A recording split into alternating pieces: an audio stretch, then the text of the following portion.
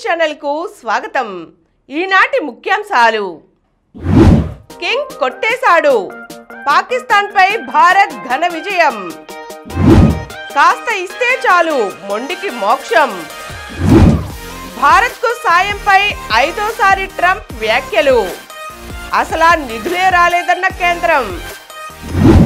ఉక్కపోతతో పెరుగుతున్న విద్యుత్ డిమాండ్. నేటి నుంచి అసెంబ్లీ సమావేశాలు. భయపెట్టి లాక్కున్న లీజులు ఎన్ని? ప్రశాంతంగా గ్రూప్ 2 పరీక్ష. ఈరోజు వార్తలను చూద్దాం. నేడు ప్రారంభమైన అసెంబ్లీ సమావేశాలు. శాసనసభ బడ్జెట్ సమావేశాలు ఈరోజు ఉదయం ప్రారంభమయ్యాయి. ముందు ఉదయం 10 గంటలకు governor justice S Abdul Nazeer ఉభయ సభలను ఉద్దేశించి ప్రసంగించడం జరిగింది. కూటమి ప్రభుత్వం ఏర్పాటయ్యాక ఇదే తొలి పూర్తిస్థాయి బడ్జెట్ సమావేశాలు. వీటి ఏర్పాట్లు, భద్రతా చర్యలపై ఆదివారం స్పీకర్ చింతకాయల అయ్యన్న పాత్రుడు ఉన్నతాధికారులతో సమీక్షించారు. భద్రతా కారణాల దృష్ట్యా అసెంబ్లీ ఆవరణలోకి సభ్యుల పిఏలు, ఇతర వ్యక్తిగత సిబ్బంది, సందర్శకులను అనుమతించరాదని నిర్ణయించారు. అసెంబ్లీ బడ్జెట్ సమావేశాల సందర్భంగా గవర్నర్ జస్టిస్ అబ్దుల్ నజీర్ ప్రసంగం ముగిసింది.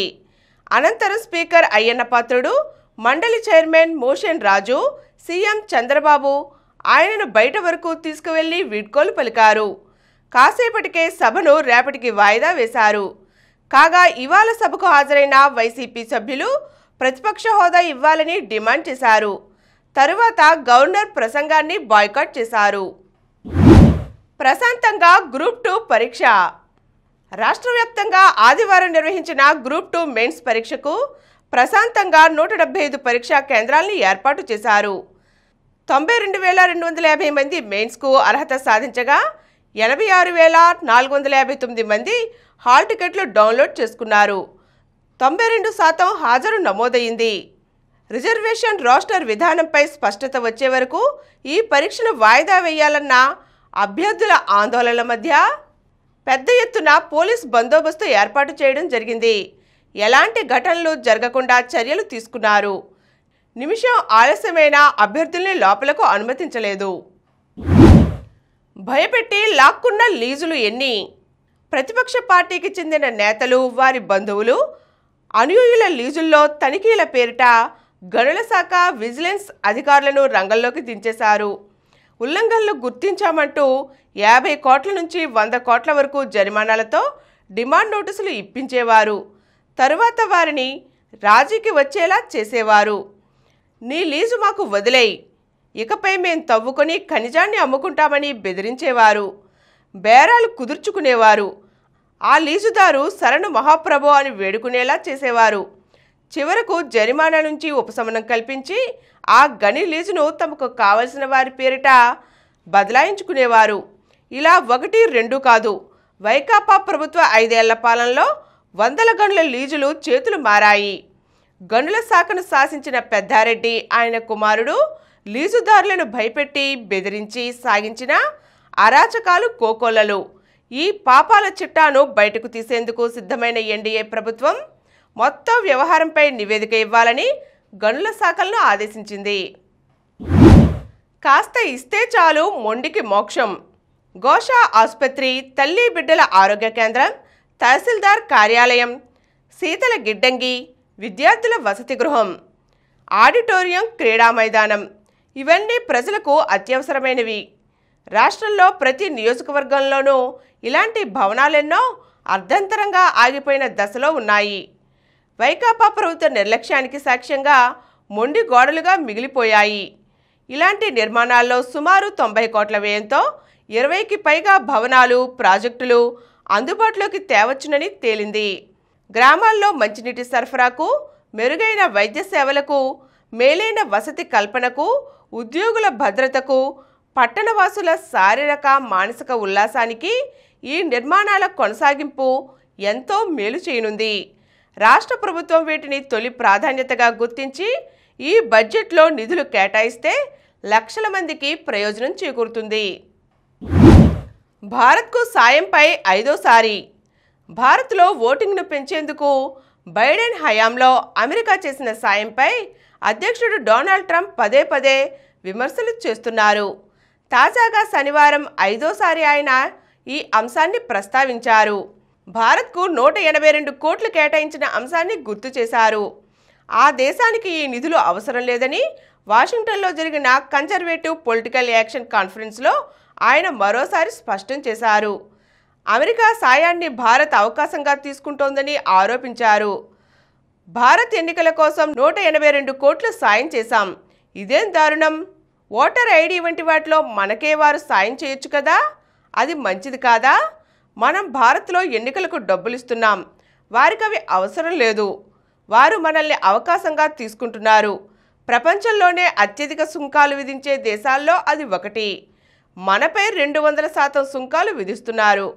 వారికి మనం భారీగా డబ్బు ఇస్తున్నాం, వారి ఎన్నికలకు సాయం చేస్తున్నామని ట్రంప్ వ్యాఖ్యానించారు. కాగా యుఎస్ ఎయిడ్ ద్వారా భారత్లోని 7 ప్రాజెక్టులకు 2023-24లో 6,498 కోట్ల నిధులు వచ్చాయని, ఎన్నికల్లో ఓటింగ్ను పెంచడానికి కాదని కేంద్ర ఆర్థిక శాఖ స్పష్టం చేసింది. ఉక్కపోతతో పెరుగుతున్న విద్యుత్ డిమాండ్. వేసవిలో విద్యుత్ కోతలు లేకుండా చూసేందుకు ఇంధన శాఖ ప్రణాళిక సిద్ధం చేసింది. రాష్ట్రంలో ఫిబ్రవరి 3వ వారానికే విద్యుత్ డిమాండ్ 242.35 మిలియన్ యూనిట్లకు చేరింది. వేసవి ఆరంభంలోనే డిమాండ్ సర్దుబాటు కోసం నిత్యం 10 MUల విద్యుత్ను మార్కెట్లో డిస్కంలు కొనవలసి వస్తోంది. గత ఏడాది ఇదే కాలంతో పోలిస్తే వినియోగం సుమారు 9 MUలు పెరిగింది. గ్రిడ్ గరిష్ట డిమాండ్ ఫిబ్రవరిలో 12,652 మెగావాట్లు ఉంటుందని అధికారులు అంచనా వేశారు. కింగ్ కొట్టేశాడు, పాకిస్తాన్పై భారత్ ఘన విజయం. ఐసీసీ టోర్నమెంట్లలో పాకిస్తాన్తో మ్యాచ్ అంటే సాధారణంగా భారత్దే పైచేయి. గత దశాబ్ద కాలంలో ఆధిపత్యం మరింతగా పెరిగింది. ఇప్పుడు దుబాయ్లోనూ భారత్ది అదే జోరు. ఆధిపత్యాన్ని కొనసాగిస్తూ అంచనాలను అందుకుంటూ రోహిత్ సేన అదరగొట్టింది.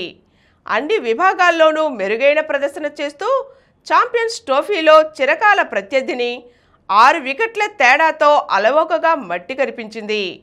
వరుసగా 2వ విజయం సాధించిన టీమిండియా సెమీఫైనల్ చేరడం దాదాపుగా లాంఛనమే. ఇదే సమయంలో ఆతిథ్య పాకిస్తాన్ వరుసగా 2వ ఓటమితో టోర్నీ నుంచి నిష్క్రమించినట్లే. స్టార్ బ్యాటర్ కోహ్లీ సూపర్ ఫామ్ను అందుకోవడం భారత్కు శుభసూచకం. ఇన్నింగ్స్కు ఇరుసులా నిలిచిన అతడు వన్డేల్లో 51వ శతకాన్ని పూర్తి చేశాడు. వన్డేల్లో వేగంగా 14,000 పరుగులు చేసిన బ్యాటర్గాను అతను రికార్డు సృష్టించాడు.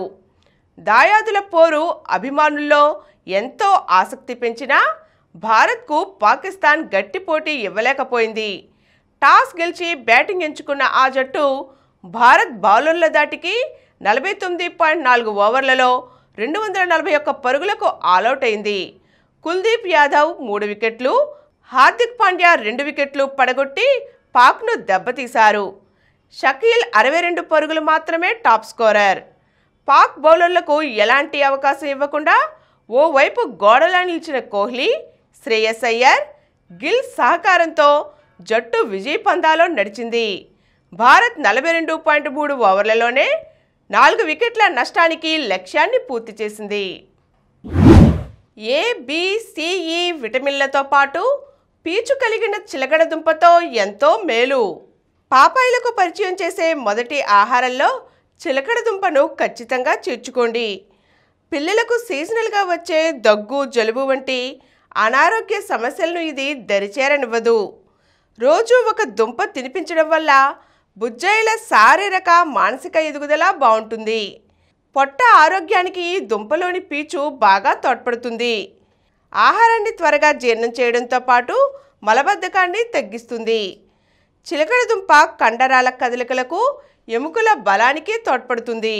మధుమేహులు సాధారణంగా దుంపలు తినకూడదు అంటారు. అయితే గ్లైసెమిక్ ఇండెక్స్ తక్కువగా ఉండే ఈ చిలకడ దుంపలను వారు హాయిగా తినవచ్చు. రక్తంలో చక్కెర స్థాయిల్ని క్రమబద్ధం చేస్తూ పీచునిది అందిస్తుంది. కాబట్టి దీంతో వారికి ఎలాంటి ఇబ్బంది ఉండదు. క్యాన్సర్లను తిప్పికొట్టే యాంటీ ఆక్సిడెంట్లు కూడా దీనిలో పుష్కలంగా ఉంటాయి. ఊదా రంగులోని దుంపలో ఇవి పుష్కలంగా ఉంటాయి. ఇది దీర్ఘకాలిక వ్యాధులను అరికడుతుంది. స్వీట్ పొటాటోలోని విటమిన్ ఏ కళ్ళ ఆరోగ్యానికి చాలా మంచిది. పిల్లల నుంచి పెద్దల వరకు రకరకాల కంటి సమస్యలను ఇది దూరం చేస్తుంది. చిలకడ దుంపను తరచుగా ఆహారంలో చేర్చుకోవడం వల్ల గుండె జబ్బుల నుంచి తప్పించుకోవచ్చు. ఇందులో ఉండే పొటాషియం గుండె ఆరోగ్యానికి ఎంతో మేలు చేస్తుంది. రక్తపోటును నియంత్రణలో ఉంచుతుంది. కొలెస్ట్రాల్ను తగ్గిస్తుంది. గర్భిణులకు ఇది చక్కటి పౌష్టిక ఆహారం. గర్భస్థ శిశువు ఎదుగుదలకు తోడ్పడుతుంది. బరువు తగ్గాలనుకునే వాళ్ళు కూడా దీన్ని నిస్సందేహంగా తినవచ్చు. తక్కువ క్యాలరీలు ఎక్కువ పీచుతో ఇది పొట్ట నిండిన అనుభూతి కలిగిస్తుంది. మెదడు పనితీరు సరిగ్గా ఉండేలా చూస్తుంది. ఎందుకంటే దీనిలో విటమిన్ B6 పుష్కలంగా ఉంటుంది. ఇది ఒత్తిడిని తగ్గించి జ్ఞాపక శక్తిని పెంచడానికి తోడ్పడుతుంది. ఇప్పుడు కొన్ని సంక్షిప్త వార్తలు చూద్దాం. ఉక్రెయిన్ పైకి 267 డ్రోన్లు. యుద్ధానికి 3 ఏళ్లు పూర్తయిన సందర్భంగా విరుచుకుపడిన రష్యా. జేఈఈ మెయిన్ పేపర్ 2 ఫలితాల విడుదల. పలు కేటగిరీల్లో టాపర్లుగా ఏపీ అభ్యర్థులు. JEE main B Arch, B planning, పీడబ్ల్యూబీడీ కేటగిరీ విజేత శ్రీ సాయి హిమనేష్. డోలీ బాధలు తీరాయి. తొలిసారిగా శ్రీకాకుళం జిల్లా హిరమండల పరిధిలోని పెదగూడ పంచాయతీలో గిరిజన గ్రామంలోకి అంబులెన్స్ వచ్చింది. కూటమి ప్రభుత్వం పనితీరుపై గిరిజనులు హర్షం వ్యక్తం చేశారు. ఐసీసీ అవార్డులు అందుకున్న బుమ్రా. ఛాంపియన్స్ ట్రోఫీలో భారత్ పాకిస్తాన్ మ్యాచ్ సందర్భంగా స్టార్ పేసర్ జస్ప్రీత్ బుమ్రా ప్రతిష్టాత్మక ఐసీసీ అవార్డులు అందుకున్నారు. ఆదివారం మ్యాచ్ ప్రారంభానికి ముందు cricketer of the year, test cricketer of the year అవార్డులను బుమ్రా తీసుకున్నారు. హంపి హారికా గేమ్లు డ్రా.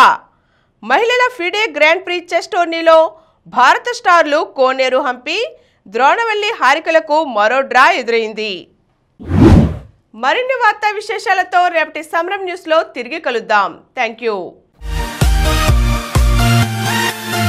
ప్రతిరోజు వార్తా విశేషాల కోసం అనతి కాలంలోనే 20 కోట్లకు పైగా వ్యూస్ సాధించిన సమరం ఛానల్ సమర్పించు సమరం న్యూస్ ఛానల్కు సబ్స్క్రైబ్ చేయండి, లైక్ చేయండి, మీ ఫ్రెండ్స్కి షేర్ చేయండి.